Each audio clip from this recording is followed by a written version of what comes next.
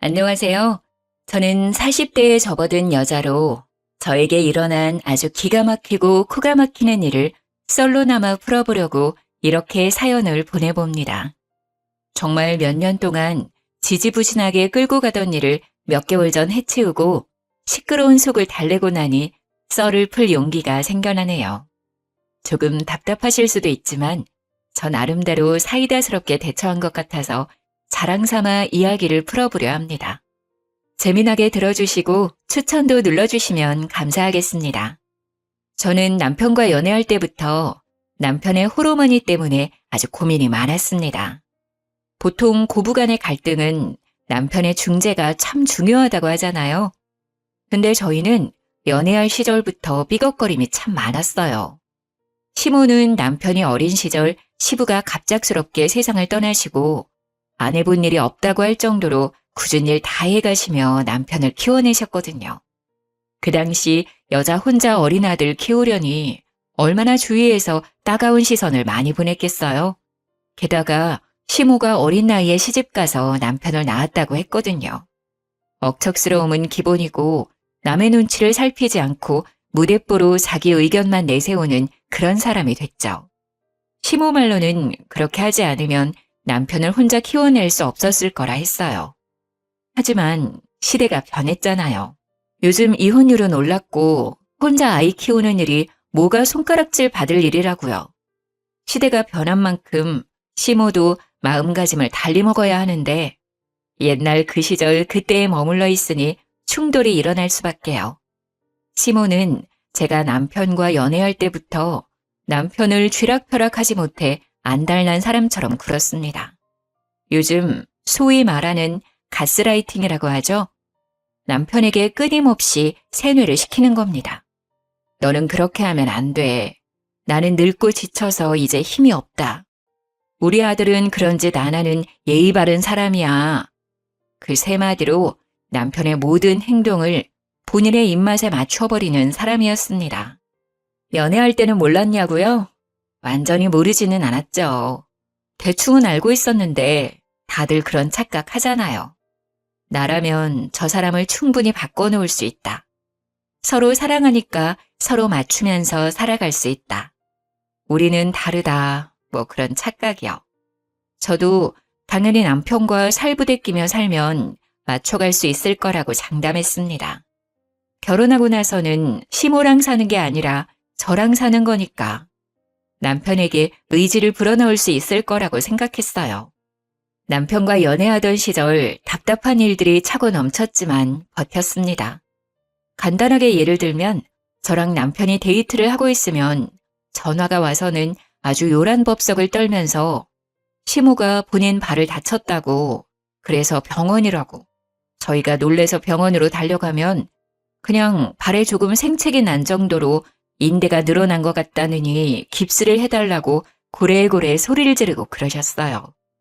응급실에서도 몇 번 퇴짜를 맞고 동네 병원에서도 이건 그냥 소독만 하셔도 된다. 병원 올 일이 아니다 해도 아파 죽겠다고 난리를 치셨죠. 주말에 데이트를 하려고 약속을 잡고 있으면 슬그머니 남편에게 나도 같이 가고 싶다. 밖에 나가고 싶다. 나도 맛있는 거 먹을 줄 아는데 이러면서 남편한테 자꾸 같이 가면 안 되냐고.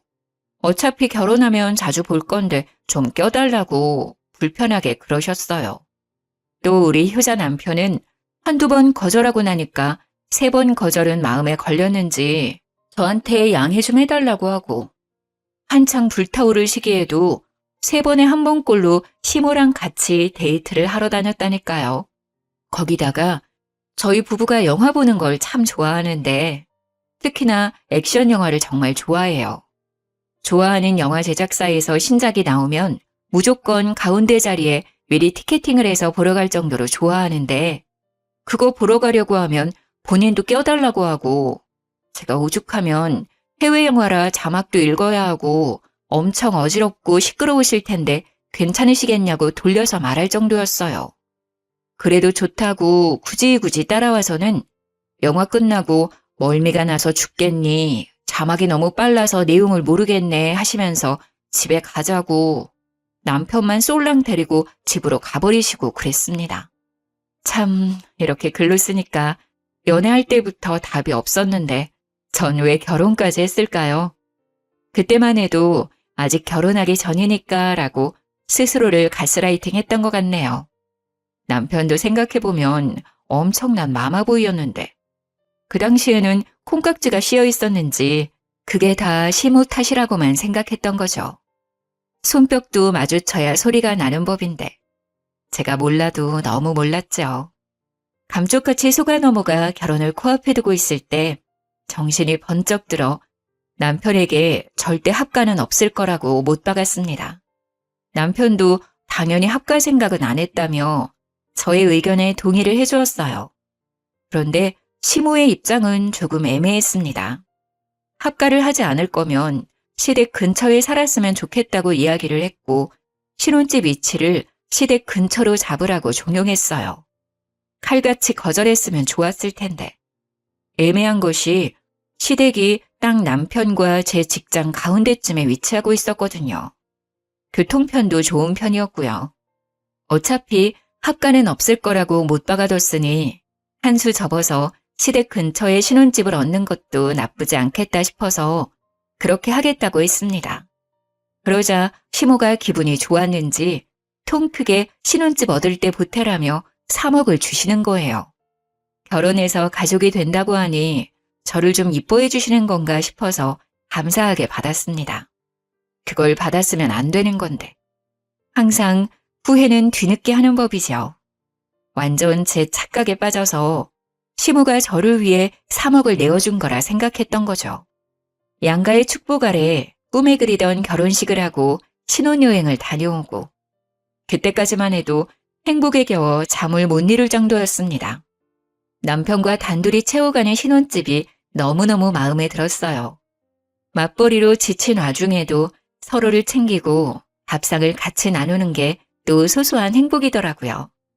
그런데 6개월쯤 지나서부터 그 행복에 조금씩 금이 가기 시작했습니다.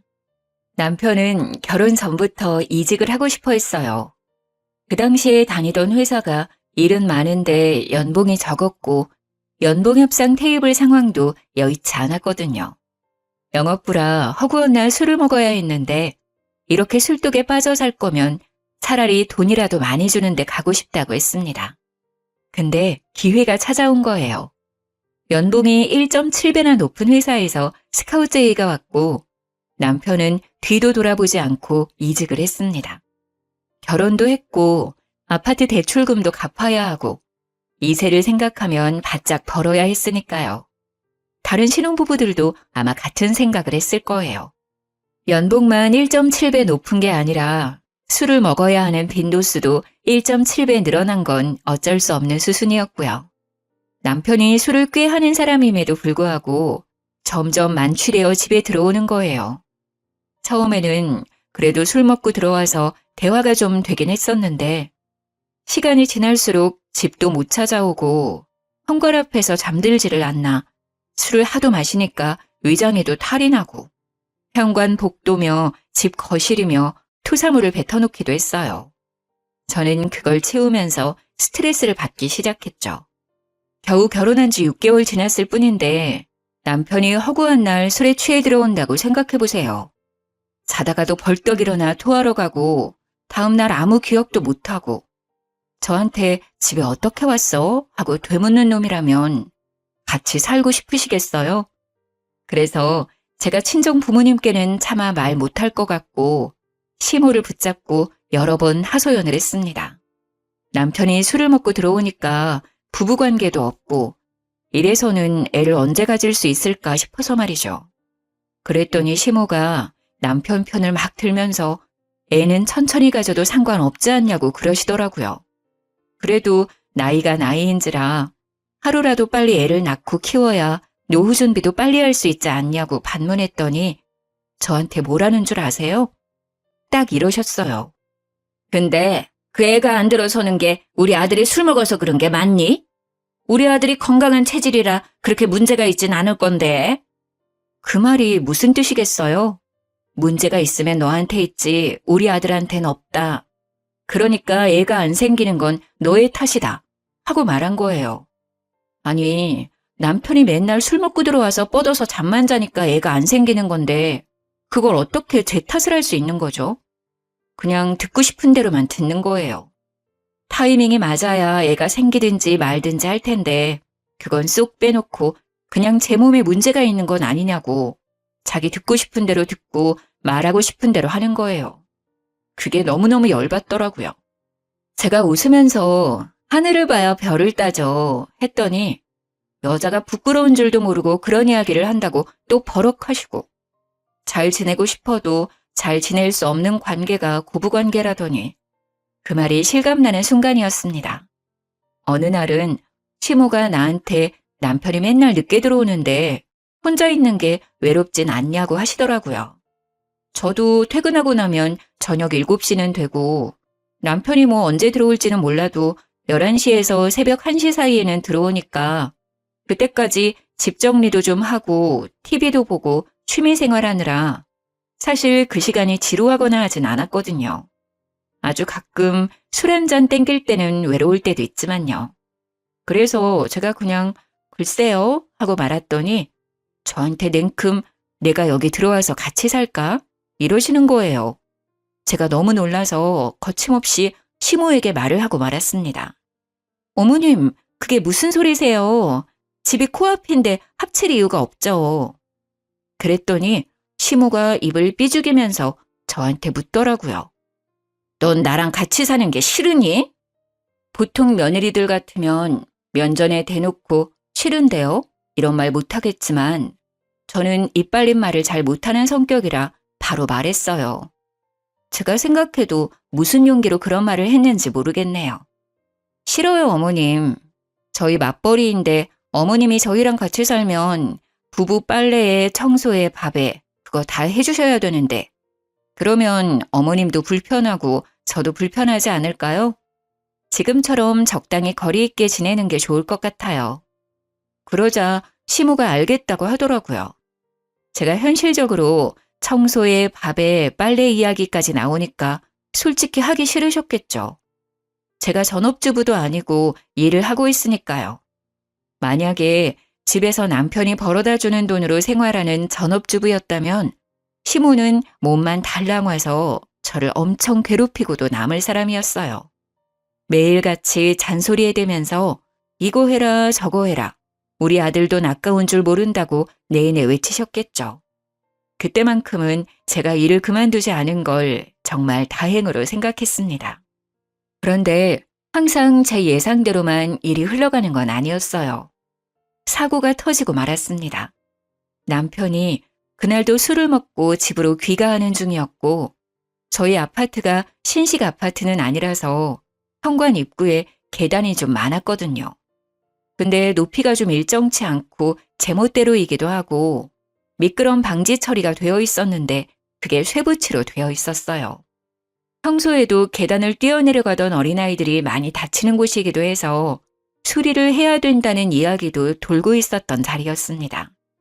그 계단에서 하필이면 남편이 발을 헛디뎠고 높은 계단은 아니었지만 날카로운 쇠붙이를 얼굴로 긁으며 고꾸라지는 바람에 크게 다친 거였어요. 밤에 자려고 누웠다가 경비 아저씨 연락을 받고 뛰쳐내려갔는데 진짜 너무 깜짝 놀랐습니다. 얼굴이 다 긁혀서 상처투성이었고 발을 심하게 삐었는지 발목이 돌아간 것처럼 보였어요. 놀래서 눈물도 못 흘리고 악소리만 내고 있는데 경비 아저씨가 구급차를 불러주셔서 병원으로 급하게 이송이 되었습니다. 얼굴은 완전히 다 긁혔지, 발에는 깁스를 했지, 피멍도 막 올라오지, 치아도 흔들린다고 하더라고요. 거기다가 속에 뼈가 어찌 다쳤는지, 머리는 안 다쳤는지 정밀 검사를 해봐야 한다는 의사 말에 너무 놀랬습니다. 뇌파 검사를 위해서 빈속으로 진행되어야 하니 금식하라는 안내를 받고 입원 병동에 들어갔어요. 남편은 그 와중에도 술이 덜 깨서 비몽사몽하고 있고 저는 잠이 확 깨서 남편 옆에서 간호를 하고 미리 시모한테 연락을 했었는데 한두 시간 있다가 병원에 도착하셨더라고요. 그러면서 우리 아들 술 먹고 속이 얼마나 아프겠냐면서 글쎄 흰죽을 쏘아다가 오신 거예요. 보온병을 열어서 흰죽을 꺼내 남편 입에 들이미는데 의사가 금식을 해야 된다고 했잖아요. 너무 놀래서 시모 손을 탁 쳐냈더니 도끼 눈을 뜨면서 저를 째려보시더라고요. 어머님, 이 금식해야 된대요. 검사가 밀려 있어서 잠시 병실에 온 거예요. 요즘은 밥 다 먹고도 검사 가능하다더라. 우리 아들 속이 얼마나 허하겠니? 그러면서 제 말은 모조리 무시하고 숟가락으로 떠서 입에 들이미는데 의사가 금식하라고 했는데 도대체 왜 말은 안 듣는 건지. 만약 한 입이라도 먹었다가 검사 늦춰지면 그건 또 누구 보고 감당하라고 저렇게 대책 없이 구는지 모르겠더라고요. 그래서 별 수 있나요? 간호사 호출 버튼 계속 눌렀죠. 남편은 술이 안 깨서 입도 못 벌리고 잠에 빠져 있고 시모는 계속 입에 죽 넣으려고 난리고 저는 발만 동동 구르면서 간호사를 기다렸습니다. 황급히 달려온 간호사가 병실 상황을 파악하고 시모한테 소리를 질렀어요. 환자분 금식이에요. 금식 안 하시면 음식물 역류해서 기도가 막힐 수도 있어요. 기도가 막히면 숨을 못 쉬고 그러면 정말 큰일 나요. 죽 얼른 치우세요. 그제서야 시모가 아유 그런 줄 몰랐다면서 보온병에 싸온 죽을 치우더라고요. 제가 분명 의사가 금식하라 했다고 말을 했는데 모른 척하고 그러니까 너무 짜증났습니다. 제 말은 무시하고 간호사가 와서 이야기하자 그제서야 듣는 그 꼬라지가요. 남편은 모든 검사를 마치고 이상 없다는 판정을 받았습니다. 단지 발목이 돌아가서 6주 정도 깁스를 해야 된다는 이야기를 들었고 얼굴에 난 상처를 소독만 잘해주면 된다고 했어요. 치아가 조금 걱정이긴 했는데 넘어지면서 잇몸을 다친 것 같다고 치아 자체는 괜찮으니 냅두면 아물 거라고 하더군요. 그 이야기를 들으니까 그제서야 안심이 되고 저는 출근을 해야 되니까 집으로 갔는데 시모는 꿋꿋하게 남편 수발을 들겠다고 하더라고요. 저한테는 어찌 보면 차라리 잘된 일이라 시모한테 남편을 좀 돌봐달라고 부탁드렸어요. 평일에는 시모가 병수발을 해주고 주말에는 제가 하기로 약속을 했습니다. 바쁜 평일을 보내고 주말에 병원에 갔는데 시모가 도무지 집에 갈 생각을 안 하더라고요. 제가 오죽하면 집에 가서 옷도 좀 갈아입으시고 쉬시라고 했는데도 우리 아들 지켜야지 가긴 어딜 가냐며 저를 꿔다 놓은 보리자루 취급을 하더라고요. 식사가 나오면 숟가락에 밥 뜨고 반찬 떠서 입에 막 넣어주고 그러는데 남편이 발을 다친 거지 손을 다친 게 아니잖아요. 근데 입만 벌려서 그걸 받아먹고 앉아있더라고요. 시모는 이 반찬이 좋냐 저 반찬이 좋냐 하면서 남편 밥 떠주고 있고요. 일주일 만에 잇몸도 다 잘 돌아와서 지 혼자 씹어먹고 할 수 있는데 반찬도 작게 다 잘라서 입에 넣어주는 꼴이 진짜 보기 역겨울 정도로 힘들었습니다. 남편도 그 정도로 처먹었으면 지 스스로 하겠다고 해야 하는 거 아닌가요? 입원해 있는 3주 내내 저 모양 저 꼴이었어요. 오죽하면 6인실에 남편이 입원해 있었는데 같은 병실 쓰는 다른 보호자분이 저를 측은하게 바라보시더라니까요. 저한테 슬그머니 와서는 세대 고생이 많겠어 하면서 제 손을 토닥토닥 해주시는데 도대체 평일에 어떤 꼬라지들을 보였길래 생판 모르는 사람들이 저를 위로해주는지 안 봐도 비디오였습니다. 어떤 아주머니는 저 옆 내가 새댁 시어머니냐고 묻더라고요. 그래서 맞다고 고개를 끄덕이니 저한테 그때부터 따발총처럼 와다다 쏘아대시는 거예요. 내용인즉슨 6인실 병원에 TV가 가운데에 딱 한 대 있었는데 거기에 보통 정형외과 수술하러 오신 분들이 계신 방이라 장기적으로 누워있는 분들이 많으셨나 봐요. 그래서 병실 내에 계신 보호자들끼리 암묵적인 규칙을 두고 TV를 보셨대요. 일일 드라마, 주말 드라마 같은 걸 딱 하나로 통일해서 보고 계셨던 거죠. 우리 시모가 병실에 자리 잡기 전까지는 아무 문제 없이 순번 지켜가면서 잘 보셨다고 했어요. 그런데 일일 드라마 보는 시간에 시모가 갑자기 TV 리모컨을 쓱 들고 가더니 본인 보고 싶은 프로그램을 막 돌리더래요. 그래서 한 아주머니께서 우리 어디 채널에 있는 드라마 보니까 거기로 돌려달라 하셨나 봐요. 그러니까 우리 시모가 한다는 소리가 나는 그 드라마 안 보는데 왜 같이 봐야 하냐면서 자긴 다른 거 보겠다고 채널을 돌리더래요. 물론 다른 시간대에도 시모가 리모컨을 쥐고 마음대로 채널을 휙휙 돌렸다네요. 시모가 나이가 있으니까 다른 보호자분들도 놓친 애한테 싫은 소리는 못하고 속으로 끙끙 앓고만 있었던 거죠. 그러다가 한 아주머니랑 서로 이기적인 애 뭐네 하면서 싸우기까지 했다고요. 서로 눈도 안 마주치고 지낸다면서 시모가 자리 차지한 이후에 병실 분위기가 살얼음판이라고 저보고 안하 모인 시모랑 어떻게 사냐면서 고생 많다고 절 측은하게 보는데 정말 쥐구멍에 숨고 싶었습니다. 오죽하면 제가 돌아다니면서 일일이 죄송하다고 사과를 드려야만 했어요. 그렇게 한 달이 지나자 발목이 많이 붙었으니까 이제는 통원 치료를 받으면 될 것 같다며 의사 선생님이 퇴원을 하라고 얘기하셨어요. 한 달 동안의 입원 생활을 청산하고 짐을 챙겨서 집으로 돌아왔는데 남편 챙긴다고 따라온 시모가 집에 갈 생각을 안 하더라고요. 처음에는 그냥 밥이라도 먹고 가시려나 보다 하고 대수롭지 않게 생각했는데 밤 11시가 다 되어가는 시간임에도 거실에 붙박이장처럼 가만히 쓰시는 거예요.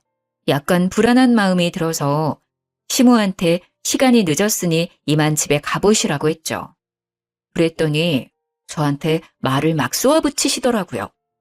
예, 나 없으면 우리 아들 밥은 누가 챙겨주니?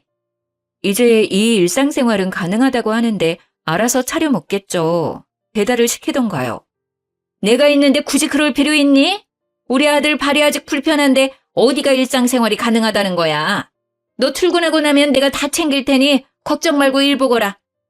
솔직히 남편의 상태가 완전히 좋아진 건 아니니까 시모의 말에 일리도 있고 제가 반박할 거리가 없게 오목조목 말하더라고요. 그 와중에 제 고집 부린다고 집에 가시라고 등 떠밀 수도 없는 상태고 무엇보다 남편이 시모가 옆에 있었으면 하는 것 같았습니다. 그래서 그냥 알겠다고 할 수밖에 없었죠.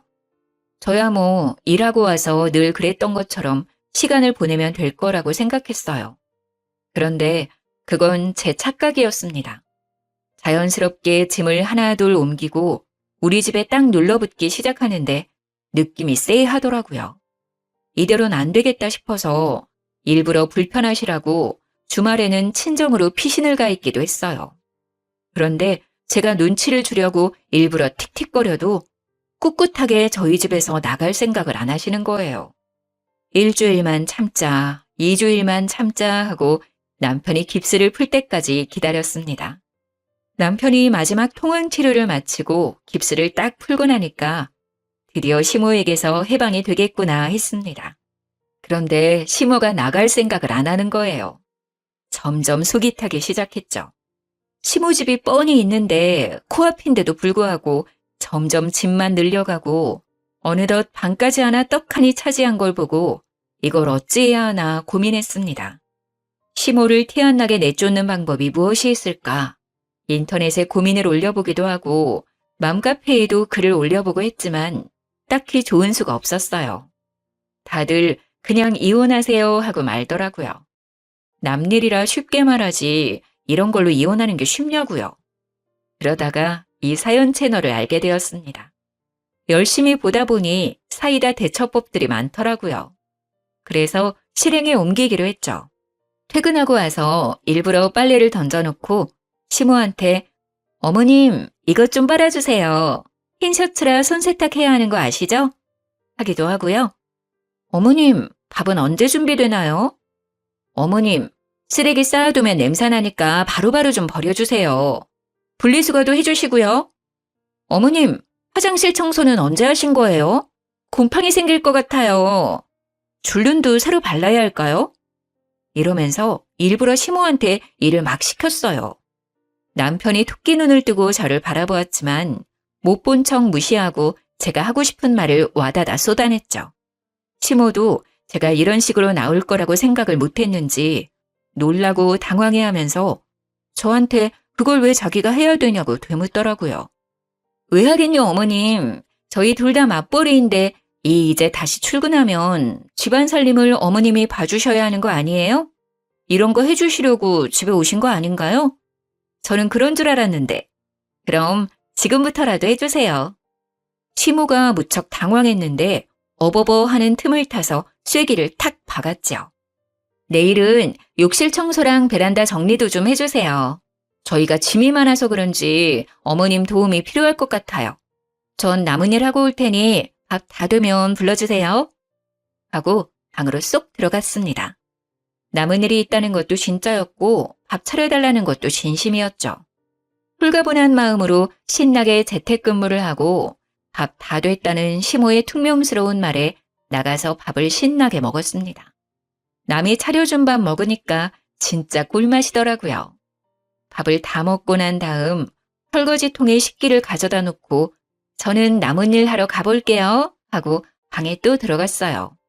그러니까 시모가 기가 막혀 하면서 저의 뒤통수에 대고 헛기침을 하시는데 일부러 모른 척 했습니다.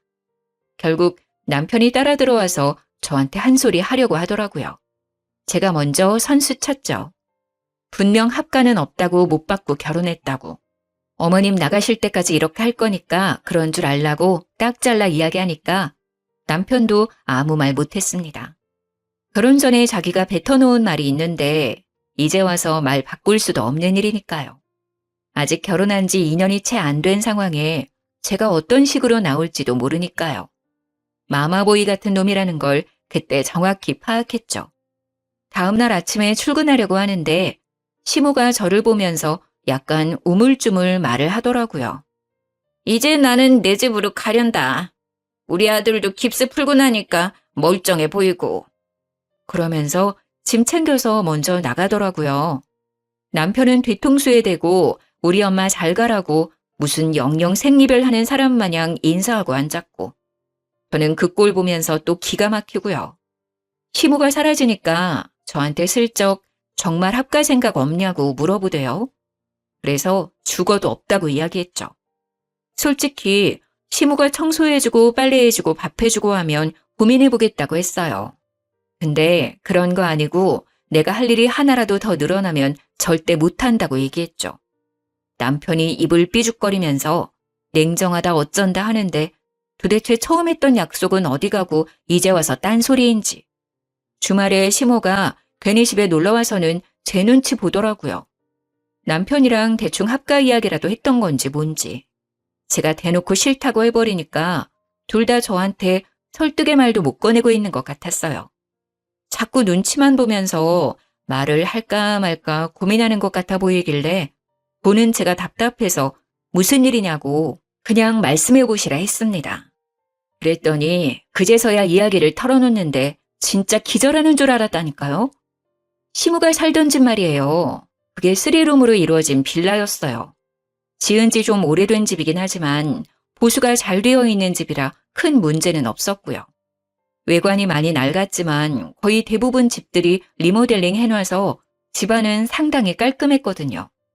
옛날 집들이 평수에 비해 방 구조가 잘 빠져 있기도 하고 신축 건물보다 방음도 잘 된 집이고요. 그 빌라가 매매가로 5억 정도 하는 집이었는데 전세가는 2억대였어요. 왜? 시모가 저희 신혼집 구할 때 보태라고 3억을 주셨다고 했었잖아요. 대충 감이 오시나요, 여러분? 네, 맞습니다. 시모의 집을 팔고 집주인한테 사정사정해서 전세로 들어와 살고 계셨던 거였어요. 집주인도 당장 이사 올 사정이 안 돼서 2년간 시모한테 전세를 두고 있었던 거죠. 5억대의 빌라를 팔아서 2억대 전세로 입주하고 3억을 저희한테 보태주고 그 전세 계약이 끝나면 은근슬쩍 합가를 하려고 남편이랑 짝짝꿍을 다 맞춰놨던 상황이었는데 제가 딱 잘라 싫다고 한 상황인 거죠. 저는 그 이야기를 듣자마자 기가 차서 시모한테 되물었습니다. 그래서 지금 전세 계약이 끝난다고요? 글쎄, 집주인이 들어와 살겠다고 나가라고 했다네. 우리 엄마가 우리 신혼집 살 때 돈 보태주셨잖아. 따지고 보면 이 집이 제일 많은 지분을 가지고 계실걸? 내가 너네 번듯하게 살았으면 해서 3억이나 보태주지 않았니? 내가 여기 지분이 있어도 한참 있는 거지. 내가 안방 써도 될 만큼은 가지고 있지 않겠어? 아주 뻔뻔하게 두 모자가 저한테 대놓고 합가 요구를 하는데 들어주기 싫더라고요.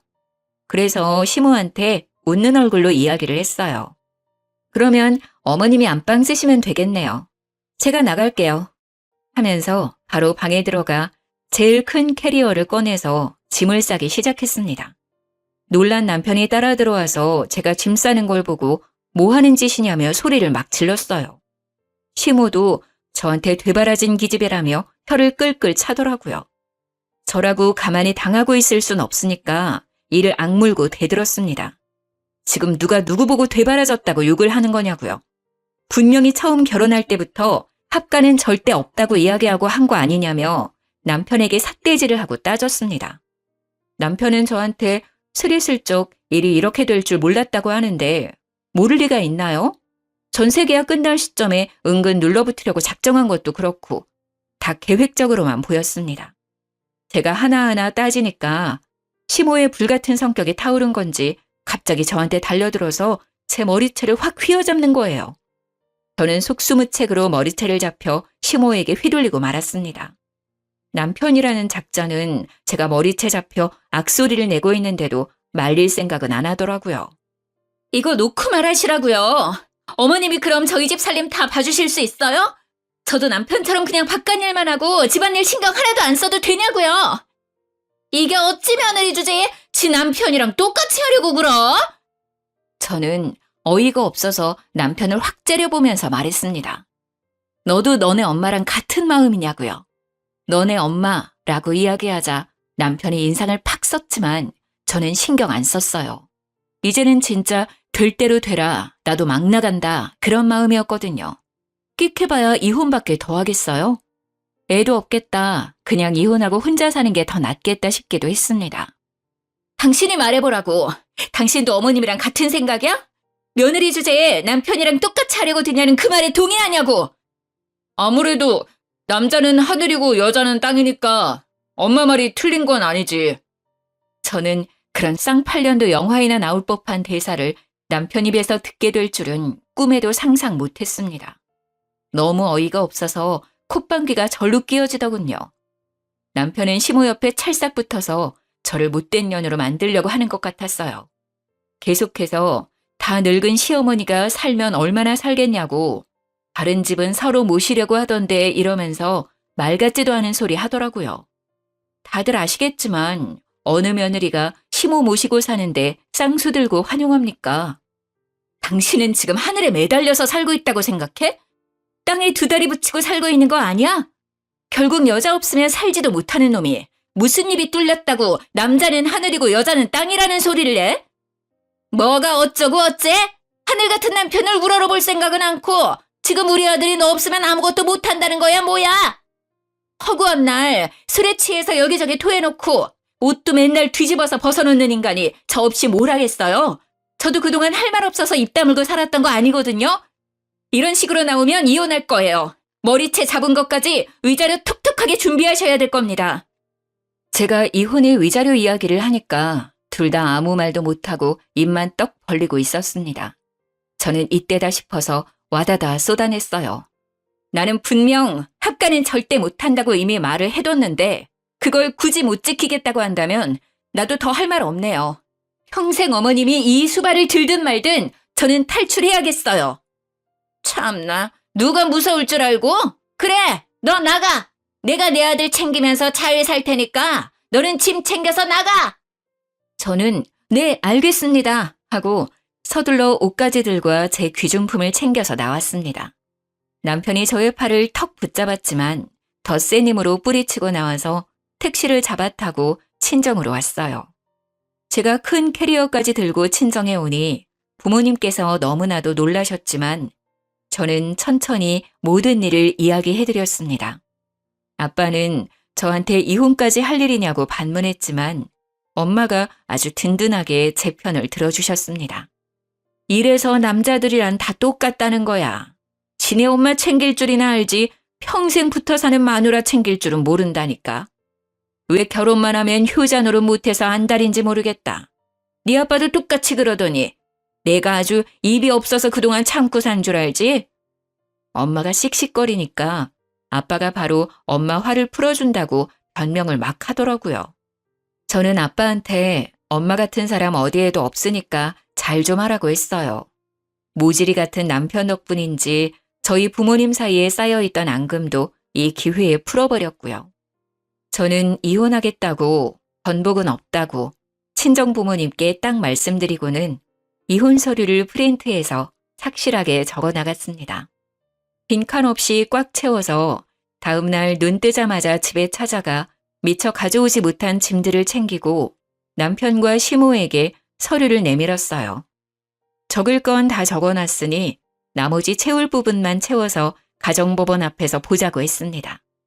남편은 이혼 서류를 보고서도 믿지 못하는 듯 해보였지만 시모는 오히려 바락바락 저한테 아주 잘 됐다고 악담을 퍼부었습니다.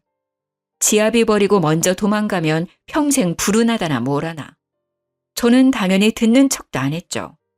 남편이랑 평일에 반차를 내고 가정법원에 서류를 접수하고 이혼 교육도 들어야 한다고 하더라고요. 착실하게 교육까지 듣고 법원에서 준비해주는 상담도 받고 그럼에도 불구하고 이혼하겠다고 했습니다. 남편은 저의 마음을 회유하려 했지만 이미 정이 다 털린 상태인데 다시 붙잡고 말고가 어디 있겠나요.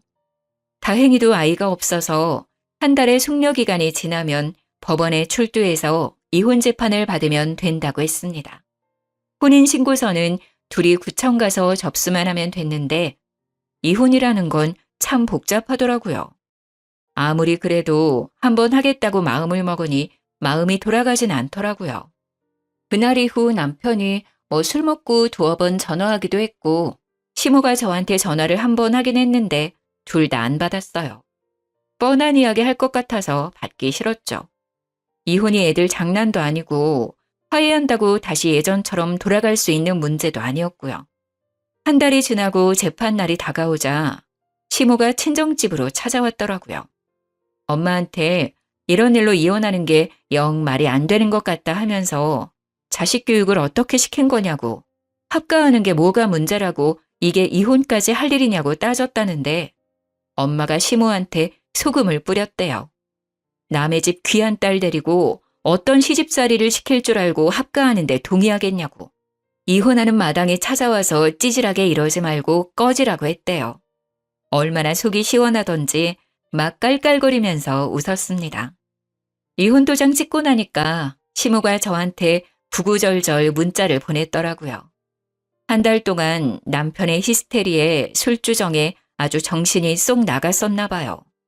저한테 뭐 이런 걸로 이혼을 하냐고, 노인이 살면 얼마나 살겠냐고, 셋이서 북적북적 살다 보면 갈등 같은 것도 별로 없을 거라고 문자를 했길래 쿨하게 답장해드렸습니다. 앞으로 아들이 술 처먹고 들어와서 토하는 거 잘 치우시고요. 고래고래 소리 질러서 주위 이웃들이 민원 넣는 것도 잘 해결하시면서 원만하게 사시고요. 현관 앞에서 잠드는 경우 많으니까 입 돌아가지 않게 입을 잘 덮어주시고요. 집안일 열심히 하시면서 아들 뒷바라지 잘 해보세요. 저는 저 혼자 잘 먹고 잘 살겠습니다까지 붙여서 완전히 약을 올렸더니 쉬지 않고 전화가 오더라고요. 바로 전화기 전원 꺼버렸습니다. 전 남편이 되어버린 그 사람에게도 앞으로 쓸데없이 연락하지 말고 모르는 사이로 지내자고 했고요. 이혼 확정 나온 서류를 구청에 제출하고 나니 제 배우자 이름에 남편 이름이 사라지더라고요. 등본까지 딱 떼서 깔끔하게 확인하고 가벼운 마음으로 집으로 돌아와 축하 파티를 했습니다. 제가 만약 다른 분들의 사연을 몰랐다면 이런 사이다 대처가 가능했을까요? 집단 지성이라고들 하죠. 여럿이 힘을 합치니 제가 생각도 못한 말들이 쑥쑥 나오더라고요. 덕분에 하고 싶은 말도 다 하고 깔끔하게 이혼하고 돌아왔죠. 벌써 저에게는 몇 개월이나 지난 일이지만 다시 생각해도 참 잘했다 싶습니다. 비가 많이 오는데 다들 빗길 조심하시고요. 제가 바라는 건 그냥 두 모자가 아주 평생 알콩달콩 서로의 뒷바라지하면서 잘 살길 바랄 뿐입니다. 저는 너무나도 홀가분한데 전 시모는 짐덩어리 짊어진 기분이겠죠? 정말 고소해 죽겠네요. 여러분들도 저처럼 늘 고소하고 깔끔한 일들만 가득하시길 바라겠습니다. 제 이야기를 끝까지 들어주셔서 너무 감사해요. 다음에 또 재미있는 이야기 생기면 들고 오겠습니다.